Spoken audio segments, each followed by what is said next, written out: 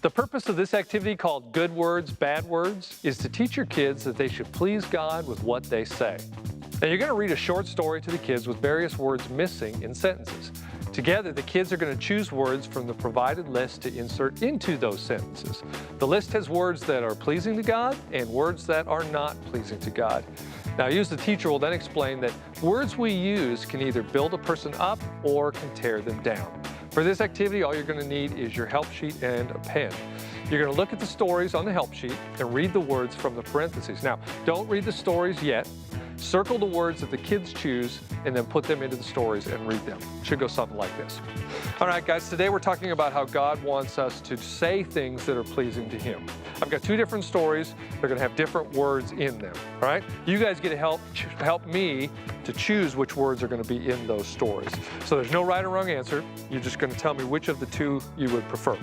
Number one, brainless or clumsy? Definitely brainless. Okay. Training wheels or walk training? Training wheels. Okay. Don't like him, don't want to eat with weirdos? Weirdos. Okay. Dorky or an embarrassment? Dorky. Okay. And as a crash test dummy or as a circus clown? Circus clown? Okay. I like it. All right. All right or okay? Okay. Okay. Help or a hand? Help. All right. Like him or glad he sat with you? Glad he sat with you? Okay. Brave or extreme? Extreme. As a stuntman or on the extreme games?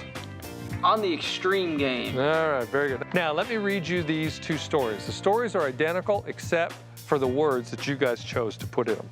It goes like this. During recess at school, the new kid in your class trips on the playground in front of all of your friends. They all start laughing at him. You ask him if he's brainless and if he needs training wheels. At lunch, the new kid sits right next to you at the lunch table. You tell him you don't want to eat with weirdos. After school, you see the new kid riding his bike. He hits a rock in the road and flips over onto his arm. You tell him that he's really dorky and he could probably have a career as a circus clown. How do you think that would make that kid feel? Not good. All right, now let me read the same story with some other words that you chose. During recess at school, the new kid in your class trips on the playground in front of all of your friends. They all start laughing at him. You ask him if he's okay and if he needs help. At lunch, the new kid sits right next to you at the lunch table. You tell him you are glad he sat with you.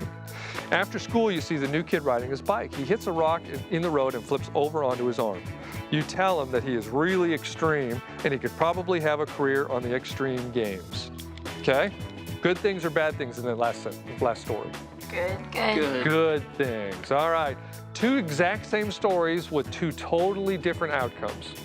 The negative outcome, the kid doesn't feel like he has any friends in the new school. He's being teased, probably goes home very upset.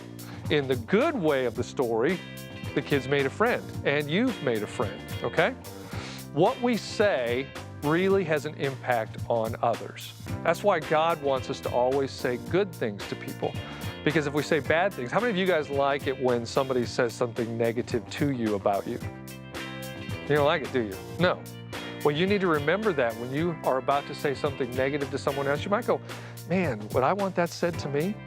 And if you go, no, or would God want me to say that? And if the answer is no, then you need to think of something positive. Because our words can either tear a person down or build a person up, right?